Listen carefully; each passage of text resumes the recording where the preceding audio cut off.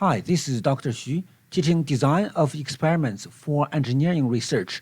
In this video, we will talk about data adequacy checking for the one-factor ANOVA analysis. We have mentioned that there are three conditions that the data need to be met for the ANOVA analysis. They are independence, approximately normality, and equal variance. For the data adequacy checking, we will use this example again. We have a single factor, that is chemical percentage, with 5 levels, and each level has 5 repeated runs.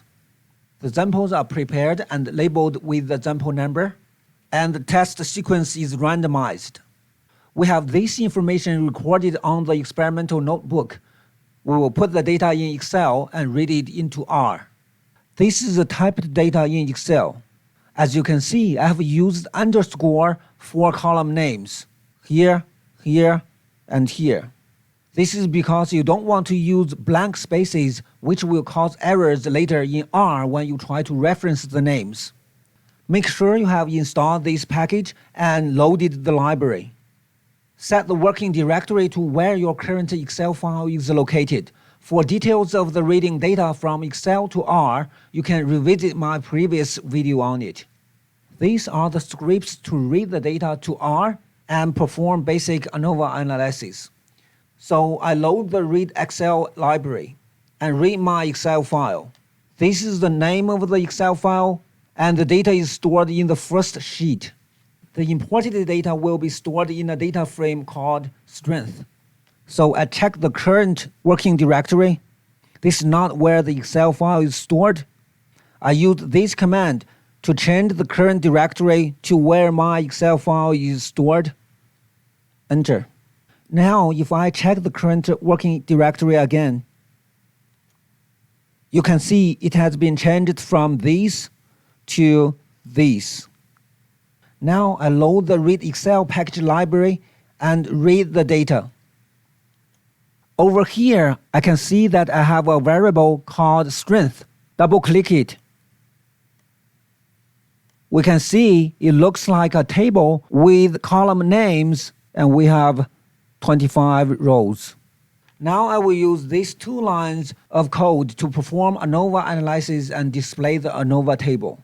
In this command, this is the column name of the observed data, so it's this. And this is the corresponding group names. In this example, it's the different chemical percentage, so it's the name of this column. And the data we are analyzing is the strength data, so it's this data. Enter. Now we can see the ANOVA table. The p-value is pretty large, it's larger than 0.05, so there is a strong evidence that the change of chemical percentage has significant impact to the strength. In the analysis of variance, it is usually more effective to check the assumption with the residues. The residue, or sometimes it is called the errors, is the observation value minus the mean in that group. Residues have the same distribution as the raw data. If the residues are normally distributed, it means that the raw data is normally distributed as well. In ANOVA analysis, we normally check the distribution of the residues all together instead of separately for each group. For the first condition, the independence assumption, the sampled observations must be independent of each other. We need to make sure that we have a random sample and randomize the experimental sequence. Also, the sample size should be less than 10% of the respective population. This is usually easy to meet, as most of the times in experimental research, the population is huge. We need to make sure there is no pairing between groups. Lastly, we have to admit that the independent assumption is always important, but sometimes difficult to check. Plotting the residues in time order of data collection is helpful in detecting strong correlation between the residues. So this is a test sequence and this is the residues. We use these 2 lines of code to plot the run sequence plot. The test sequence are the data here in this column. So we are plotting the test sequence column in the strength data frame as the x-axis, and we are plotting the residues as the y-axis. This is the label of the x-axis, and this is the label name of the y-axis. And this code plot this line. A tendency to have runs of positive and negative residues indicates possible correlation. That would imply the independence assumption has been violated. Therefore, proper randomization of the experiment is an important step in obtaining independence. Sometimes the scale of the experimenter may change as the experiment progresses. This will often result in a change in the error variance over time. This condition often leads to a plot of residues versus time that exhibits more spread at one end than at the other end. So the distribution of the residues may look like this. At the beginning, you have large variances because you are not very familiar with the experiment. And later, you have less variances as you get familiar with the experimental procedures. In this plot, the residues are almost equally distributed on both sides of the zero line.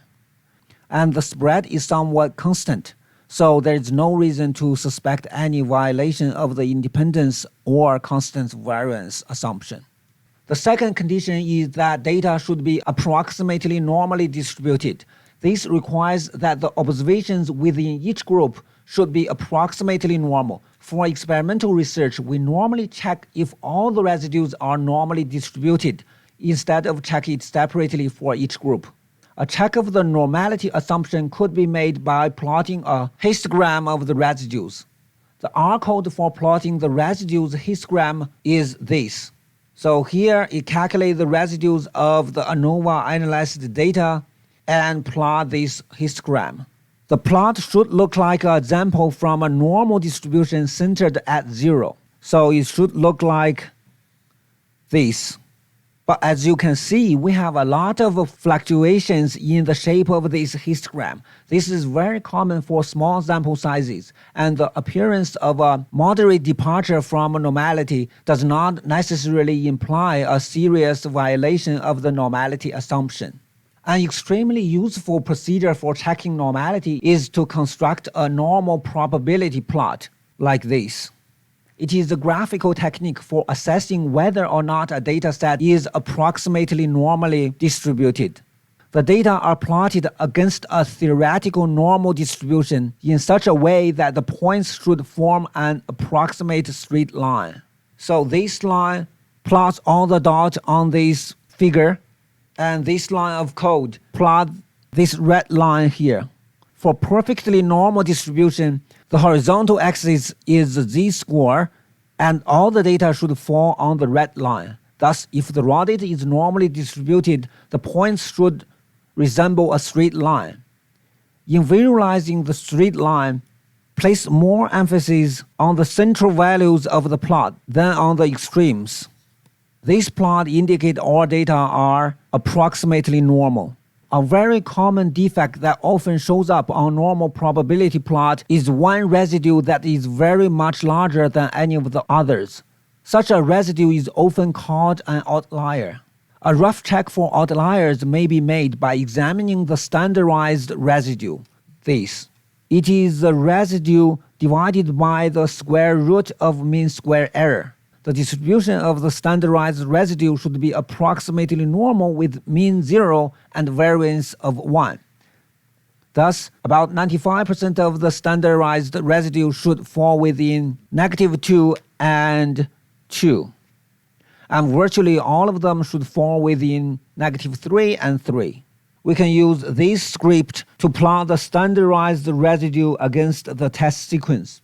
A residue bigger than 3 or 4 standard deviations from 0 is a potential outlier. The presence of one or more outliers can seriously distort the analysis of variance, so careful investigation is required when a potential outlier is located. Frequently, the cause of the outlier is due to mistake, but if this is not the cause, the experimental conditions need to be carefully studied. We should not reject or discard an outlying observation unless we have a good reason. So in the script here, we calculate the standardized residue and store it in this variable. We set the graphical parameter and plot the data with the test sequence in the strength data frame as the x-axis and the standardized residue as the y-axis. This code plot the line of 0. The last condition is to check equal variance. So the variability should be consistent across groups. We can plot the raw data and visually examine the spread of the data within each group. These are the scripts to plot this plot. As we can see, the spread of each group of the data are not apparently different from each other. Or we can perform a formal equal variance test using the F statistic we talked about before. Okay, in summary, in this video, we have talked about ways to perform data adequacy checking for the data to be analyzed using ANOVA. This concept is important and similar in any data analysis using statistical methods. Please leave a comment if you have any questions. Thank you very much for watching. If you feel this video is helpful, please subscribe, like, and share. This is Dr. Xu. I will see you in the next video.